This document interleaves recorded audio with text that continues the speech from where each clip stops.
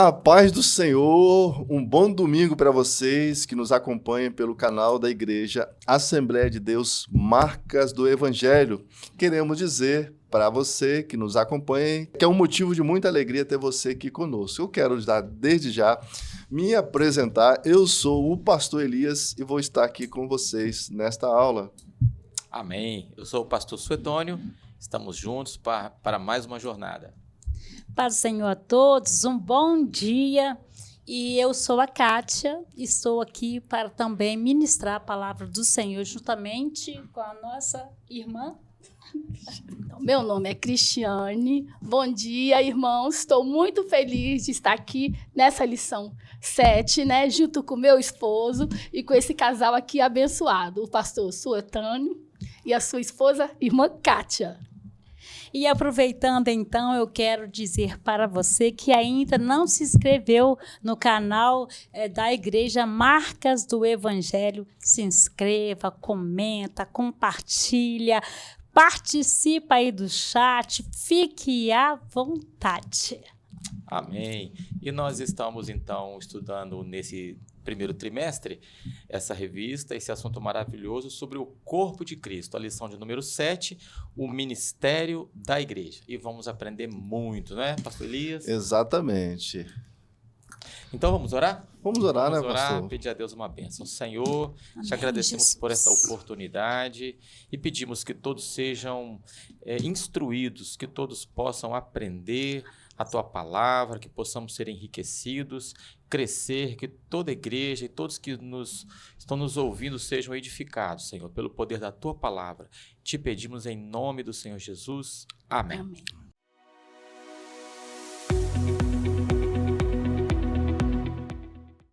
A paz do Senhor, queridos irmãos, uma alegria estar aqui fazendo a leitura bíblica em classe da EBD da lição 7.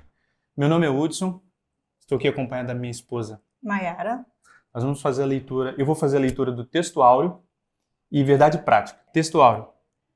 E ele mesmo deu uns para apóstolos, outros para profetas, outros para evangelistas e outros para pastores e doutores.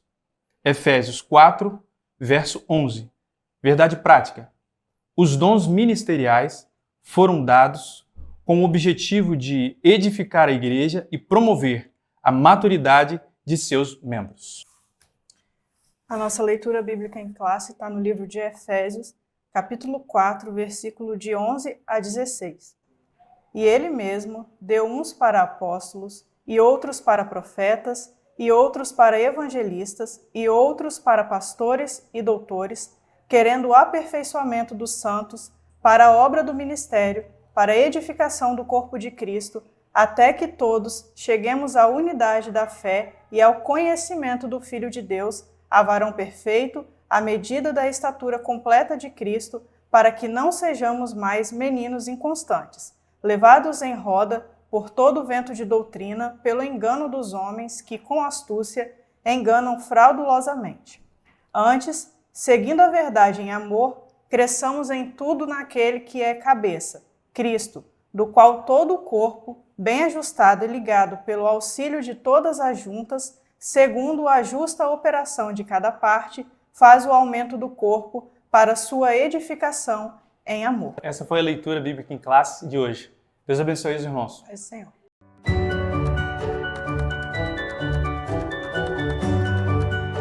Então, agradecemos essa família, o irmão Hudson e a irmã Maiara. Então, agora nós vamos entrar na lição. E hoje nós vamos estudar o ministério sacerdotal de todo crente. Também nós vamos estudar a estrutura ministerial do Novo Testamento e também as qualificações para o ministério. Então, vem uma pergunta muito interessante que eu quero fazer para o pastor Elias. Amém. Como era o sacerdócio do Antigo Testamento? Bom, irmã Kátia, irmãos que nos acompanham pelo canal, é muito interessante a gente, para falar a respeito do ministério sacerdotal no Antigo Testamento, a gente começar na origem, né?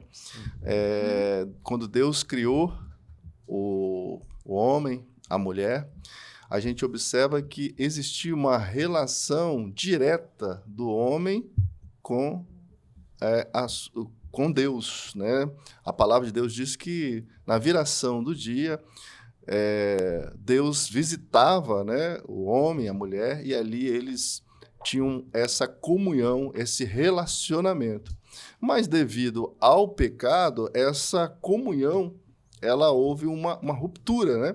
Então, foi feita uma cisão nessa comunhão. Então, ele começou, primeiramente, sendo feito pelos chefes de família, né? Então, os chefes de família que faziam, no caso, essa intermediação, isso geralmente era por meio de sacrifícios, altares que eram levantados para ali cultuar e trazer de novo a presença de Deus. Você está falando, né, pastor Elias, em relação ao livro de Gênesis, bem no início ainda, né? Isso aí, bem antes de chegar você está falando antes de chegar no Êxodo, quando o Moisés fala mais claramente sobre o sacerdócio, ele nomeia, você está falando assim, bem no início mesmo. Isso aí, justamente na época do chefe de família. Um grande exemplo a gente tem de Jó, né?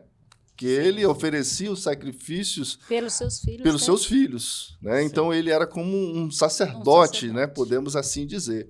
E depois a gente vem na era patriarcal, Abraão, Isaac, né? Jacó, que também faziam esses sacrifícios, né? Oferecendo pela sua família.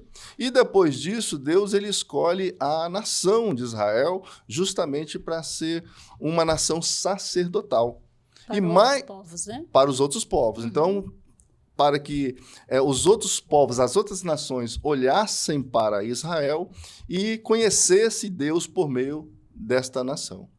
E, né, mais especificamente, depois, né, lá no Monte Sinai, Deus estabeleceu aí o ministério sacerdotal, que foi por meio da tribo de Levi, né? Arão foi o sumo sacerdote, e a linhagem, né, dos levitas que desempenhavam esse ministério sacerdotal, certo? Onde exercia justamente essa intermediação, né, do homem, né, pecador em relação a Deus. Aí você chegou num ponto, pastor Elias, vamos dizer assim, o ministério sacerdotal organizado, né? Foi oficializado, mas voltando um pouquinho atrás, eu me lembro, pastor Elias, é tão interessante, né?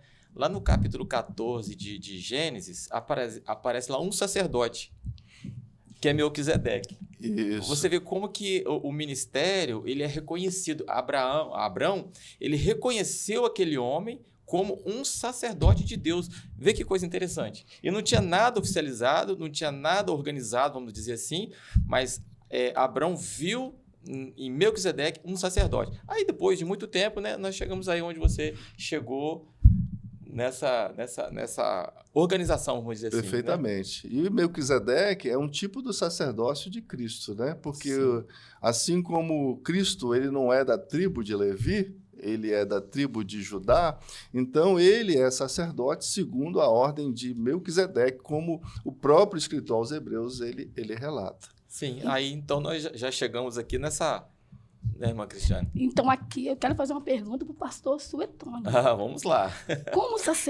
Como o sacerdócio da antiga aliança é apresentado no Novo Testamento, pastor? Então, irmã Cristiane e Kátia, pastor Elias, o pastor Elias já deu essa explanação aí, né, do Antigo Testamento, e agora nós vamos ver sobre o sacerdócio no Novo Testamento, né?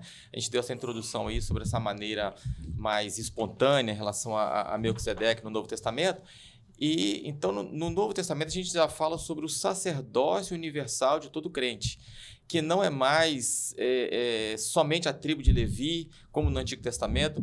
Hoje a Bíblia no Novo Testamento deixa bem claro que todos nós somos sacerdotes, somos ministros, podemos ministrar. Mas aí, sabe, pastor Elias, eu estava pensando sobre esse tema, o ministério da igreja, e falando sobre o sacerdócio de todo crente. Há uma tendência de se pensar, já que agora eu sou sacerdote, todos somos sacerdotes, todos podemos ministrar, então eu posso interpretar a Bíblia do jeito que eu quiser, eu posso fazer as coisas como eu quero, eu posso sair fazendo as coisas do meu jeito, da maneira que eu penso. Então, essa lição veio exatamente para nos ensinar que não é bem assim. Não é? Que tem, assim, nós somos sacerdotes, mas devemos exercer com responsabilidade. Só pegando um gancho aí, pastor Suetônio, e fazendo uma volta, né? Sim. A aula que foi ministrada, né, domingo passado, a aula 6, pelas irmãs, que fala a respeito do organismo e organização da igreja. Sim. Então, nós somos um organismo, né, vivo, mas também estamos debaixo de uma organização. Organização. Não é isso? E é justamente esta aula, ela vai também ajudar os irmãos a entender, embora tenhamos, né, o sacerdócio universal, mas nós estamos debaixo de uma autoridade. Sim, é isso? Sim, exatamente. Como nós estamos vendo aqui nessa aula de hoje, que Deus, né, o Espírito Santo, estabeleceu na igreja exatamente apóstolos, não é isso? Profetas, evangelistas, pastores e mestres. E o interessante é que nesses ministérios, o que nós devemos aprender é que o texto deixa bem claro, de Efésios 4, que visa o aperfeiçoamento da igreja, visa o aperfeiçoamento de todos os santos. Nós temos que ter cuidado com aquela tendência de visar o ministério. A pessoa está na igreja, vê o pastor ministrar, vê um mestre ensinando, vendo alguém exercendo funções, né, específicas que estamos estudando aqui, e a pessoa almejar aquilo ali é bênção, é interessante, mas não é assim algo que ele deve focar em si. Eu quero esse ofício, eu quero essa posição, eu quero exercer isso, porque é interessante, porque eu vou alcançar posição, status. Não. A Bíblia deixa bem claro que isso é para visar o crescimento do rebanho, da igreja, para que todos sejam edificados. Eu vejo assim é assim, que todo crente, todos nós, né, que aceitamos a Jesus, que temos o Senhor Jesus, nós somos sacerdotes de ministrar a palavra de Deus, evangelizando com nossa conduta, né, a forma como nós damos testemunho aí fora. Somos sacerdotes, somos evangelistas de falar do amor de Cristo através da nossa vida, né, pessoal, todos nós. Agora, quando se fala em sacerdócio dentro da casa, né, todos têm um chamado, e Deus ele tem capacitado cada um com o seu dom, com a sua maneira, né, que ele vai exercer o seu ministério. Entende? Correto. Então, assim, nós temos que ter clareza que somos sacerdotes, sim, podemos exercer, sim, mas quando chega dentro da casa de Deus, tem a organização, que Deus chamou cada um para exercer as suas funções. Na verdade, qual é a função do sacerdote, né? Nós, como tendo o sacerdócio, porque a palavra de Deus diz que ele nos constituiu reino e sacerdotes. Então, nós temos uma incumbência também de levarmos as pessoas até Deus. Então, por exemplo, todos, né, no todos caso, nós, né, a gente pode apresentar Deus para as pessoas, né? Os nossos vizinhos, na escola, no trabalho, né? A pessoa, de repente, precisa de uma oração. A gente não precisa ir lá buscar um pastor, um obreiro, um ministro, para ir lá orar pela pessoa. Não. Nós, como sacerdotes, nós podemos explicar a palavra para a pessoa e orar por essa pessoa, ganhar essa pessoa, evangelizar essa pessoa. Sendo assim, está exercendo a sua função de, né? sacerdócio. De sacerdócio. De sacerdócio. Tá certo? Agora, existe a questão como uma organização. né, como uma organização, onde essa pessoa ela precisa depois estar ligada a uma igreja. Aí tem aí os comandos, né, que são dados por Deus por meio dos ministérios propriamente dito. Então, pastor, houve um período na história da igreja que a doutrina do sacerdócio universal do crente foi esquecido? Exatamente, exatamente. Muito boa esta pergunta, porque ela acaba também respondendo o que nós estamos falando, justamente isso. Sim. Né? Porque na época, né, da igreja, na igreja católica propriamente dita, somente quem tinha a função, né, de mediar, né, a vida espiritual das pessoas seriam, no caso, os padres, né? E acima dos padres tinha o sumo, né? Que era o Papa, né? Então, com a reforma protestante, né? Essa doutrina que havia sido esquecida do sacerdócio universal do crente, ela foi esquecida. Né? Na verdade, ela foi esquecida e ela foi novamente reavivada.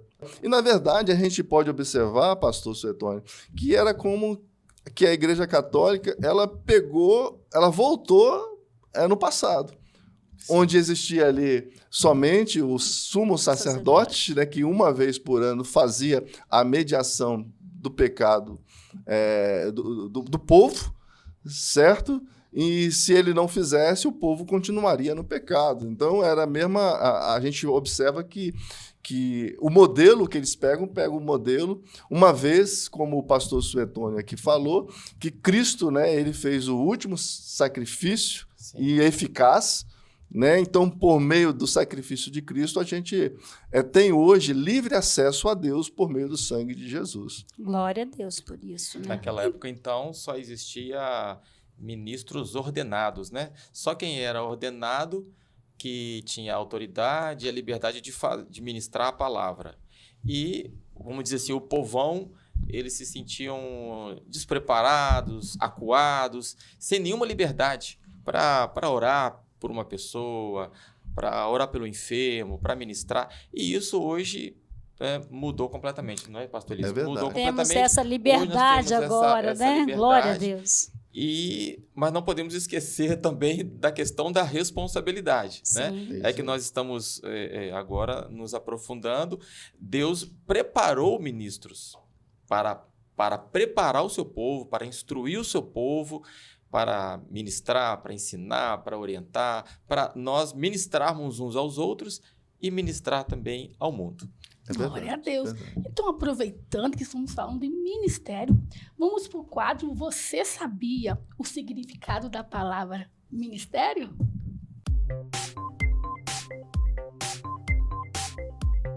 Sejam bem-vindos ao quadro Você Sabia. Você sabe o que significa a palavra ministério? Não? Então vem com a gente aprender. O termo ministério é usado para indicar aquele que foi separado para cumprir um ofício, seja de natureza secular ou religiosa. E uma qualidade inerente ao ministério é o serviço.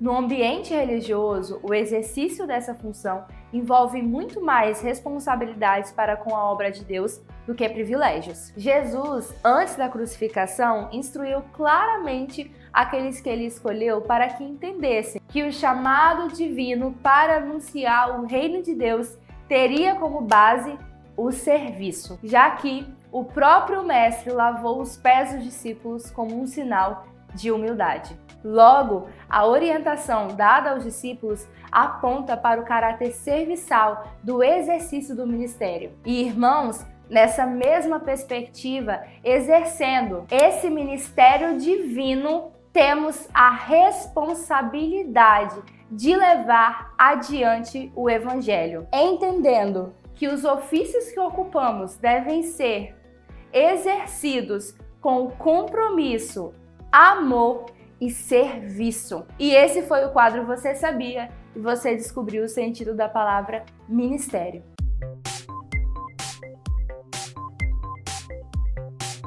Bom, irmãos, então a gente viu aí a explicação do que é ministério, mas fechando agora esse tópico, em relação ao sacerdócio universal do crente, eu quero pegar um texto, né, que diz lá em Hebreus, no capítulo 10, versículo 19, quando o escritor ele diz que nós temos a plena confiança para entrarmos no Santo dos Santos pelo sangue de Jesus, por um novo e vivo caminho que ele nos abriu por meio do véu,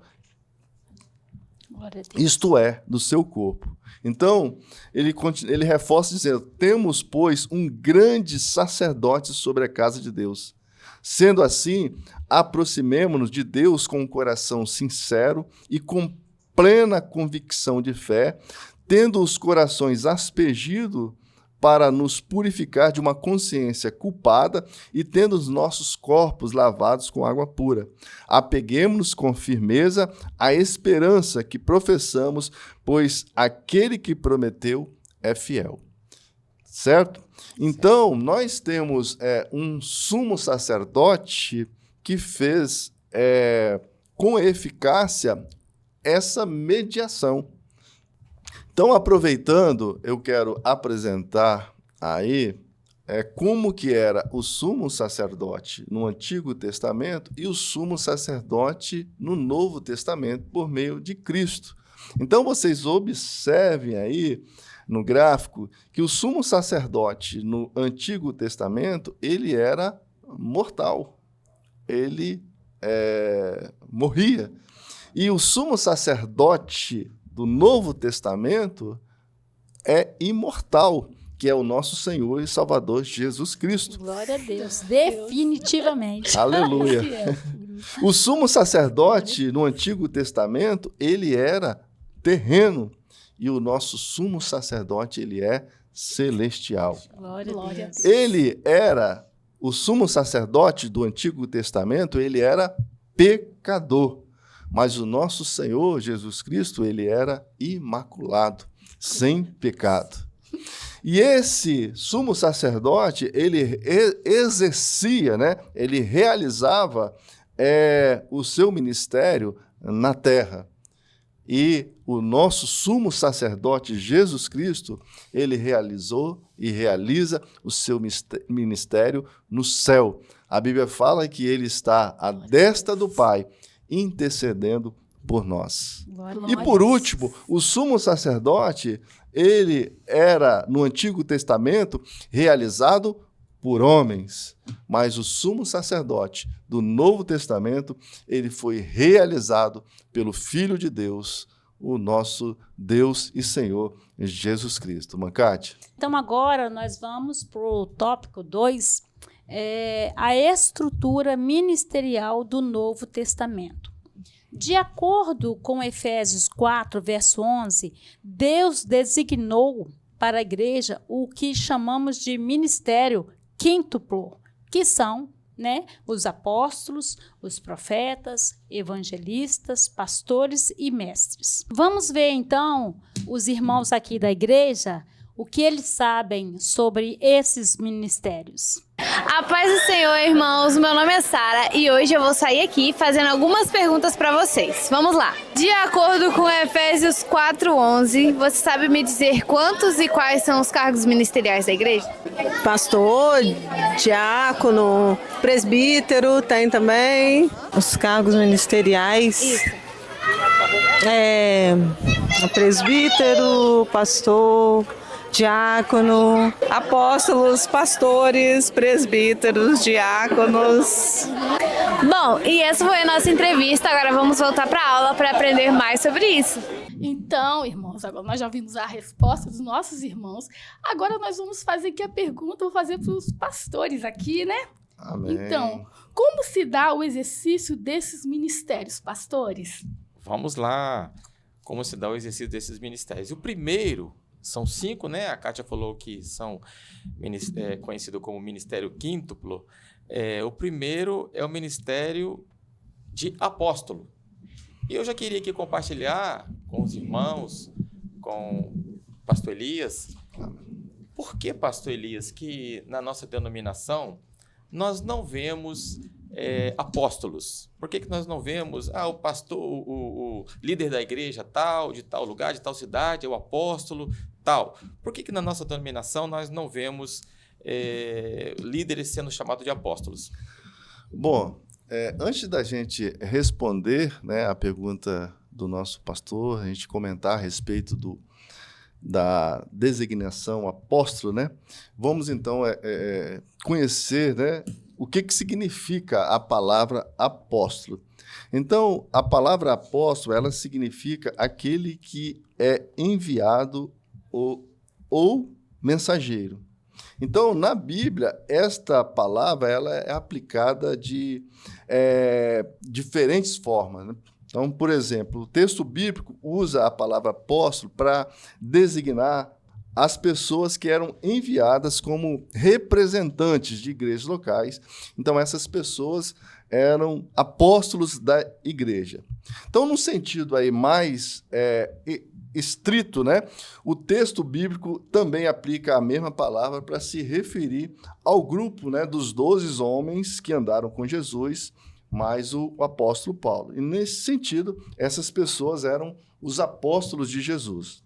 Então, nessa lista aí, né, de dons ministeriais, a maioria dos intérpretes ele acredita que Paulo aplica aí a palavra apóstolo em um sentido aí mais estrito, né? Sim.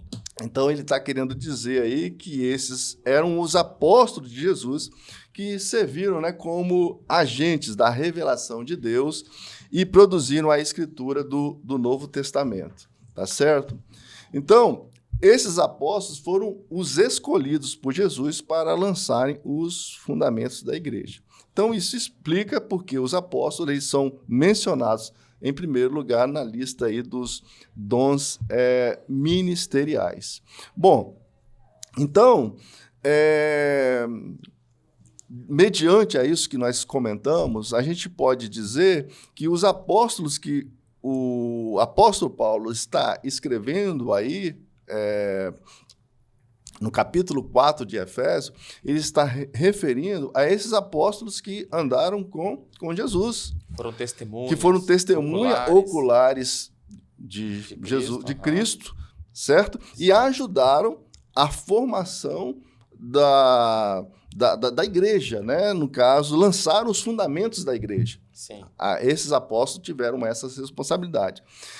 Então, no contexto mais amplo, como nós havíamos falado, o apóstolo é aquele que é um mensageiro, que é um enviado. Hoje a gente pode dizer que um missionário, né, ele é um apóstolo, aquele que é enviado para uma missão, né, de levar a palavra de Deus, assim como Jesus ele designou, né, aos seus discípulos, ide por todo o mundo, pregai o evangelho a toda criatura, né? Então, nesse sentido de sermos enviados, sim, ok? Sim, sim.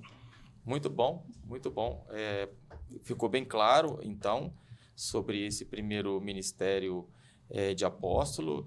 Daí, a importância da gente ter cuidado. Infelizmente, né, a gente vê algumas pessoas se autodenominando, né? Esse é o perigo, se autodenominar apóstolo, e parece que há um entendimento que esta palavra, pastor Elias, dá uma ideia assim de que é o líder maior, né? Está acima, não tem ninguém acima de um apóstolo, e a intenção não é essa. É verdade. Né? O apóstolo é aquele que é enviado, é um visionário, é aquele que é um sofredor, que dá a vida por amor a Jesus. E então é um missionário, né? Exatamente. É verdade. É um missionário. Então, como foi falado, pastor Suetônio, o apóstolo, no sentido geral, ele é aquela pessoa que foi enviada por uma comunidade, né, cristã, local, com uma missão específica. Mas ele não pode jamais ser confundido com os apóstolos, exatamente, né, que lideraram, né, a igreja cristã nos seus É primeiros o iluminado, que está acima dos outros, né? Então tem que ter Mas esse em nossa cuidado. denominação é mais usado missionário mesmo, não se Sim, usa muito, sim. né? É verdade. Por essa explicação Por que essa o pastor, explicação, que o pastor Elias deu, né? a gente usa muito a questão da missão, né? É isso aí. Ele não tem nenhuma função, porque a Bíblia fala que nós devemos perseverar na doutrina dos apóstolos, né? Então, uma vez que a Escritura ela foi completada e os fundamentos da igreja foram lançados, esse ofício, né, que o apóstolo Paulo está ali dizendo em Efésios capítulo 1, ele se cumpriu na era apostólica. Nessa colocação aí de diferença, né, tem aí também os profetas e quem tem o dom de profecias. Então, gostaria que vocês me explicassem para os nossos irmãos essa diferença. Sim. Bom, no sentido também mais amplo, a gente pode dizer que todos os crentes eles são profetas, né?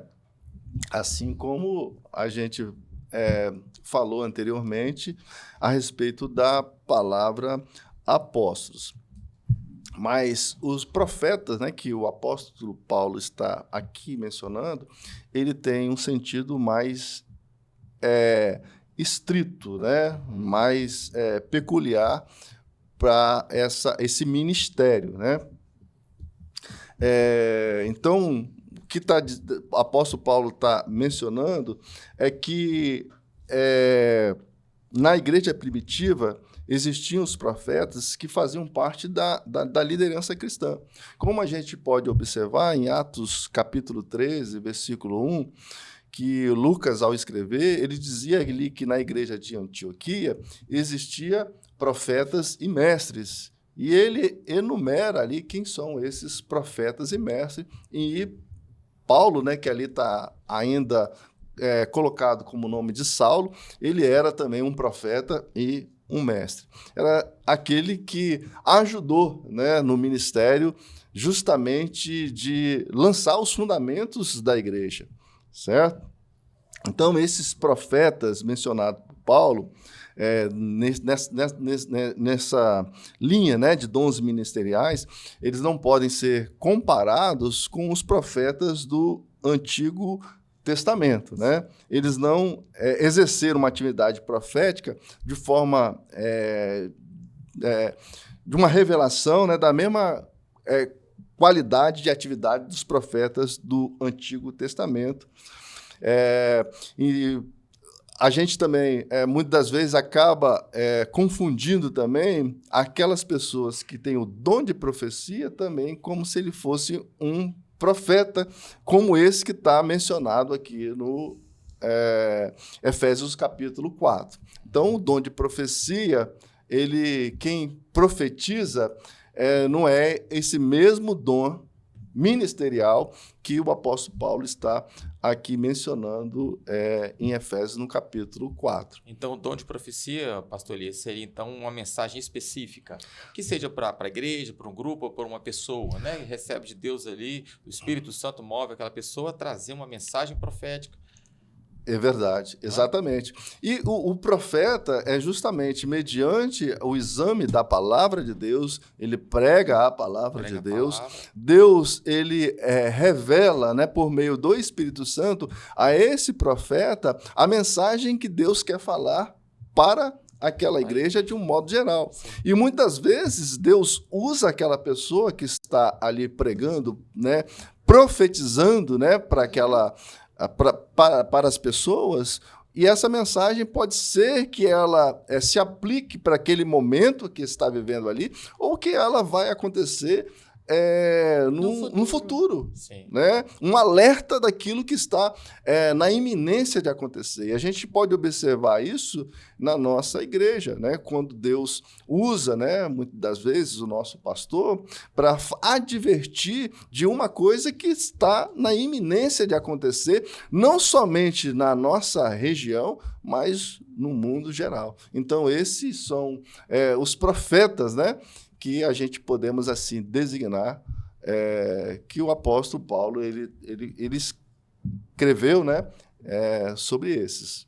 Muito Mas bom. a profecia, então, qualquer um, Deus pode, qualquer um, que eu digo, quem está caminhando, tendo experiência com o Senhor, então qualquer um que o Senhor escolher ali pode usar para profetizar naquele momento ali, para aquela pessoa. Então, essa é a diferença, né, de um para o outro. Eu acredito, pastor Elias, baseado nessa pergunta da Kátia, que não. Aqui em Efésios 4, está dizendo que Deus designou, Sim. não é? Isso. Então, aqui está falando de pessoas preparadas. Um ofício. São líderes, são pessoas preparadas, Sim. que têm o conhecimento da palavra, da doutrina bíblica. Então, ele é um homem visionário, é um profeta de Deus, para repreender alguém, para corrigir, para edificar, nesse sentido, entendeu? Sim. Então, aqui nós estamos falando sobre o ministério de profeta. Alguém que Deus levantou, alguém que Deus chamou para essa função, para esse ofício. É verdade. Sim. Não é isso? Da mesma Sim. forma, pastor Suetônio, como um pastor ele precisa ser um mestre, Sim. um profeta ele precisa ser um conhecedor profundo da palavra de Deus. Exatamente. Então, é o que a gente observa aí em Atos, no capítulo 13. Eles eram profetas e mestres. E olha as pessoas que são mencionadas, né, nesse versículo 1 de Atos 13. Então, eram pessoas que tinham conhecimento muito vasto Da do palavra. Antigo Testamento, Exatamente. justamente para ajudar a mostrar o Exatamente. plano de Deus, a vontade de Deus para a igreja, e assim a gente pode dizer que hoje o profeta não é aquele que traz uma profecia, Sim. que muitas vezes ela não precisa ter um conhecimento bíblico, né, apurado para entregar uma profecia. Mas um profeta ele precisa ter um conhecimento muito apurado da palavra de Deus para revelar justamente a vontade de Deus para as pessoas que estão ali ouvindo esse profeta. É isso aí, pastor. E eu queria saber exatamente essa diferença. E o próximo ministério é o de evangelista, né? Então, Deus designou. Todos nós devemos evangelizar? Sim, claro, todos nós, né? Segundo, principalmente o que o apóstolo Pedro falou aí, somos chamados para anunciar, né, as grandezas do Senhor.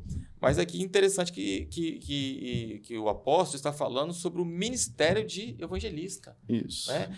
É aquela pessoa que é apaixonada pelas almas, é aquela pessoa que dá a vida pelas almas, é aquele assim, que leva os outros também, uma Cristiane, leva os outros a ter essa paixão, é aquele homem visionário, o homem ou a mulher, né, do povo que tem essa paixão pelas almas. Perfeito, perfeito.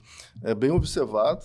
Sim. Né, a respeito de que todos nós, né, do modo geral, Sim. somos evangelistas, né? Evangelizamos, falamos da palavra de Deus, mas o evangelista, né, que a gente observa que o apóstolo Paulo está assim mencionando, é aquele que foi capacitado, né, que tem o dom do Espírito Santo para evangelizar. A gente pode pegar um exemplo dentro da Bíblia de Filipe. Filipe, ele foi nomeado como um diácono, mas ele exerceu o seu ministério de evangelista. Ele pregava o evangelho. E muitas vezes o evangelista, ele não pastoreia, ele simplesmente vai e ganha as almas para o Senhor, promove, né, no caso, um evento evangelístico, ou está diante de uma grande massa, ou de uma localidade, uma cidade, estabelece ali, né, no caso a igreja, mas outras pessoas que acabam exercendo o pastorado, né, que acabam cuidando dessas pessoas que foram, no caso, alcançadas pelo esse ministério do evangelista, que Deus assim usa, né, por meio do Espírito Santo. Tá o certo? evangelista, ele aproveita todas as oportunidades. Todas as oportunidades. Em qualquer lugar que ele estiver, ele vai evangelizar, vai falar de Jesus. Exatamente, exatamente. E geralmente o ministério do evangelista é muito conhecido pela manifestação do Espírito Santo na vida dessa pessoa. Então, a gente observa muito homens, né, que são evangelistas, que Deus usa eles, né, por meio de dons de cura, né, dom de libertação, né, dom, né, de revelação, de discernimento. Então, Deus usa... um ministério que ele é utilizado por meio de uma capacitação espiritual, né, por meio do Espírito Santo para aquela obra específica, né? E não dizendo que nós não podemos ser evangelistas no sentido de evangelizar, de falar do Senhor para Jesus. Mas nem todos têm esse dom de justamente orar pelas pessoas, de ser curadas. A gente tem um grande exemplo, né, que a gente conhece muito, é o pastor Hernani, né? Pastor Hernani Santos. Uhum. Ele é muito mais, eu acho que eu penso, de um evangelista do que um pastor, né? É difícil, a gente percebe, né, que ele está sempre muito mais falando para as massas, ganhando as almas para Jesus, curando Deus usando para curar as pessoas. Então, é um trabalho de evangelista. Dentro da nossa denominação hoje, né, pastor, a Assembleia de Deus, nós temos esse cargo, né, ministerial de evangelista, mas ele tem um cunho muito mais administrativo, né? De liderança. De liderança, né? De estar ajudando ali o pastor local, né, numa função mais administrativa do que simplesmente daquela de exercer, né, no caso, um evangelismo, né, um corpo a corpo ele aí ajuda com as muito pessoas. O pastor, né? Exatamente. O evangelista está ali lado a lado ali com o pastor, né? É isso aí. Bem, e o próximo ministério que nós vemos aí pastores e mestres, né? O pastor é aquele que pastoreia o rebanho, que nutre, que conduz, que é líder. E a gente vê claramente, é reconhecido pela igreja. E tem o mestre. O mestre é aquele que ensina com habilidade, que tem o conhecimento da palavra, que conduz o rebanho, para que o rebanho não caia em erros doutrinários. Ele é um mestre, ele ensina. E a igreja precisa muito de mestres hábeis, preparados para ensinar o rebanho. Esse é o objetivo. Então, mediante a isso, eu quero perguntar para o pastor Elias que em Efésios 4 não está relacionado sobre o diácono e o presbítero. Isso, né? A verdade, a função, né, do presbítero, né, ela está muito ligada, né, à função também do pastor. Então, o termo, né, no caso de presbítero, é o mesmo termo utilizado, né, por exemplo, para bispo, né, para presbítero, certo? Mas a diácono, a função de diácono, né, a gente observa que ela tem uma função mais no sentido administrativo, né, de servir, de ajudar, né, no caso, a manutenção, né, a questão da organização. Tá? Assim como o ministério de cooperador, a gente não vê também nesta listagem, mas também é um ministério, é um cargo, né, ministerial que tem o cunho mais também de administrativo, ajudar, no caso, a igreja local, no sentido como uma organização, né? Como a gente viu aí na aula anterior, né? Que a igreja ela precisa, né, de ter uma organização. Ela é um organismo, mas ela precisa também de uma organização. Então, aí os diáconos, né, os cooperadores, eles entram, exercem, né, esse trabalho de estar, no caso, dando suporte dentro da área administrativa, tá certo? É isso aí. Então, aproveitando então o tema, vamos ver aí o quadro Conhecendo a Nossa Fé.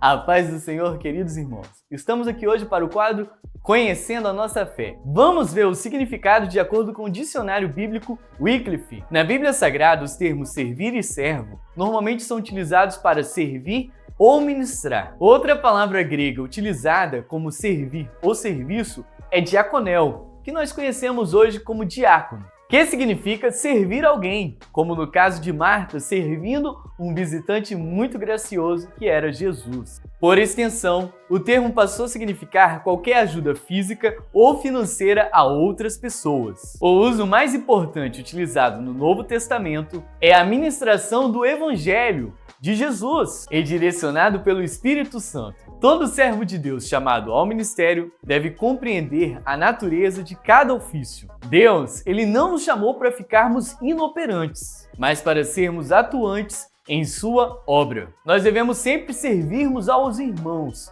sabendo que nós iremos prestar conta de tudo que fizermos em prol do reino. Esse foi o Conhecendo Nossa Fé de hoje. Deus abençoe vocês. Tchau! Então, nós vamos para o tópico 3. Há qualificações para o ministério.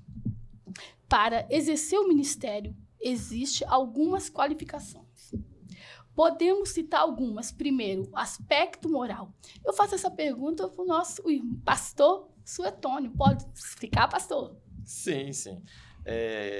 Aqui o comentarista está falando sobre as qualificações, e a Bíblia é bem clara em dizer, o apóstolo Paulo fala que quem deseja o episcopado, ou seja, quem deseja ser líder, quem deseja ser pastor, excelente coisa deseja.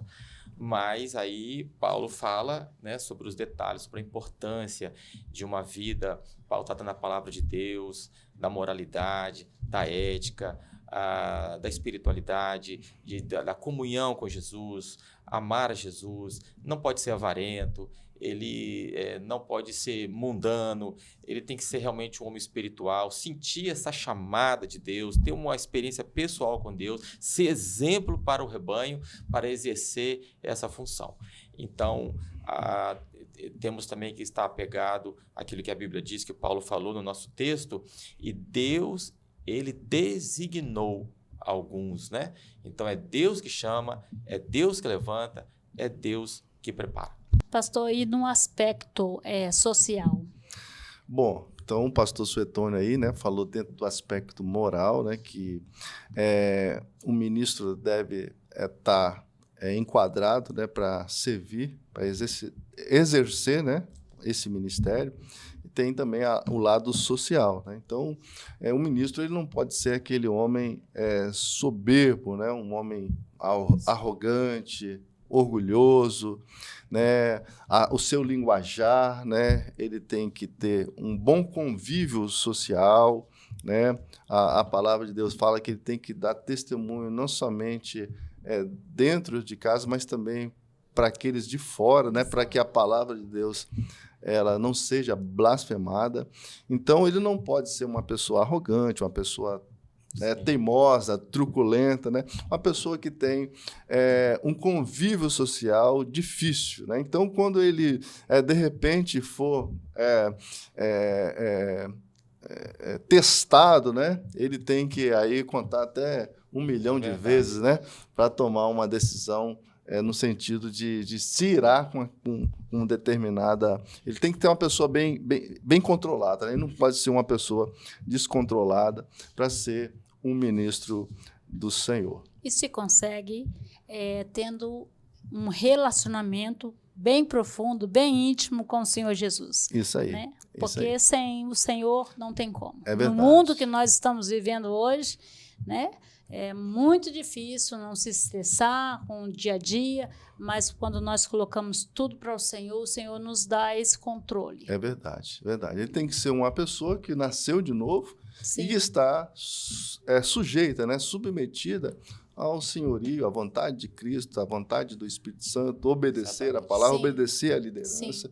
Sim. Então, isso fecha, né? Fecha.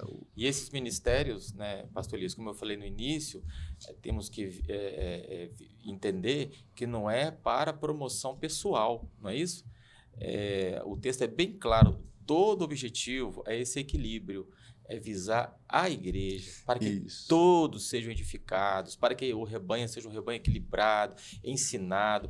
Então, esses líderes que Deus designou, na verdade, eles são servos, né? É verdade. Deus chamou eles para servir a igreja, para dar vida pela igreja. E então temos que ter esse cuidado de não fantasiar as coisas aí para os jovens, os novos que desejam, sentem o chamado de Deus, o cuidado para não fantasiar as coisas e olhar com seriedade, né? E deixar o Espírito Santo agir, trabalhar e sentir esse chamado e exercer esse ministério. Esse ministério tão bonito que Deus designou para fazer a igreja. com muito amor, É né? Exatamente. Isso aí, como o apóstolo Paulo, ele escreveu, né? Tendo em vista o aperfeiçoamento dos santos, né? Para que todos cheguem, né, ao pleno, à unidade da fé e o pleno conhecimento do Filho de Deus. Amém. Bom, irmãos, nós chegamos ao fim, né, desta lição, e agora nós queremos testar vocês, né? Queremos saber se vocês realmente aprenderam, compreenderam aquilo que nós mencionamos aqui nessa lição. Então vamos aí para as perguntas e respostas.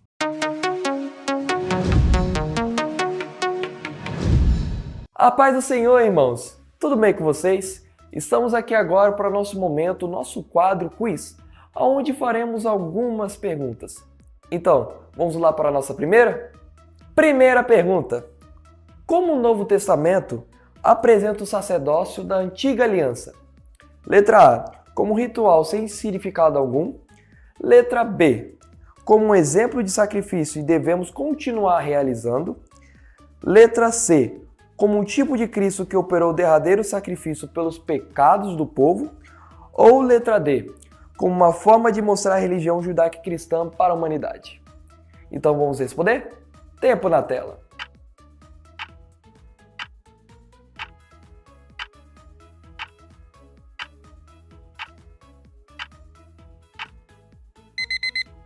E o nosso tempo acabou. E se você respondeu letra C, como um tipo de Cristo que operou o derradeiro sacrifício pelos pecados do povo, você acertou. Vamos para a nossa próxima pergunta? Segunda pergunta. Qual foi o movimento histórico que resgatou a doutrina do sacerdócio universal dos crentes? Letra A. Concílio de Efésio. Letra B. Concílio de Calcedônia. Letra C. O restauracionismo. Ou letra D. Reforma protestante do século XVI. Mais uma vez, tempo na tela.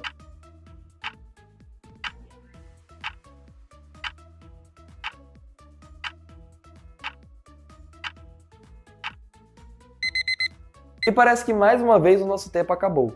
E se você respondeu letra D, Reforma Protestante do século XVI, você acertou. Então vamos agora para a nossa próxima pergunta. Terceira pergunta. Quais os 5 ministérios da igreja relacionados em Efésios 4:11? Letra A. Cooperador, diácono, pastor, bispo e evangelista. Letra D. Apóstolo, profeta, evangelista, pastor e mestre. Letra C. Apóstolo, profeta, evangelista, pastor e presbítero. Ou letra D. Presbítero, missionário, pastor, mestre e bispo.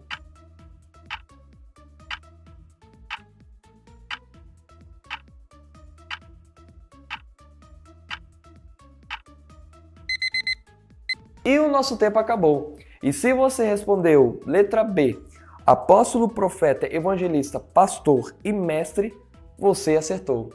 Quarta e última pergunta. Quais as naturezas da qualificação ministerial? Letra A, moral e social.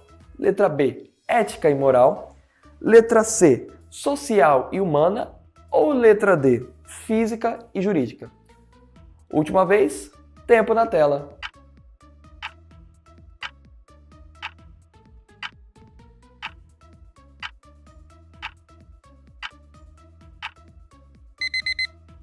E parece que o nosso tempo acabou. E se você respondeu letra A, moral e social, você acertou. Então, irmãos, esse foi o nosso quadro, o nosso momento quiz. e espero que tenham conseguido aprender bastante com essas perguntas e respostas. Mas agora, vamos voltar para a conclusão da nossa aula.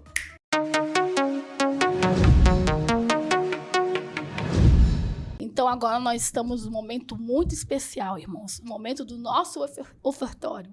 E convido vocês para abençoar essa grande obra. E também não esqueça do Milton Valente, irmãos. Então vamos com o louvor aí? Vamos ofertando, irmãos. Tem um fogo intenso no meu coração. Arde um desejo forte de pregar, de contar pra todo mundo o que eu descobri. A verdade que encontrei, o Deus que eu conheci, a mensagem que eu tenho recebido, por herança através de gerações, homens e mulheres que estudaram a palavra, pregaram suas teses sem temer a espada. E essas verdades não vou calar, com minha vida vou anunciar.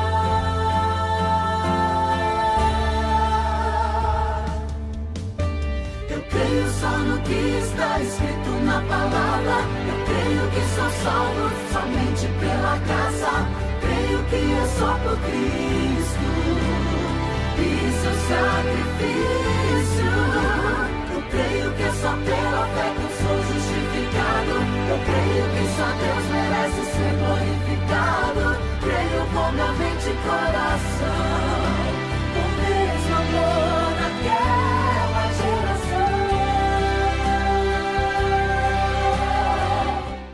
Então, meus irmãos, chegamos ao final de mais uma lição. Muito obrigada a você que ficou assistindo aí, aprendendo a palavra de Deus. Muito obrigada, Deus abençoe.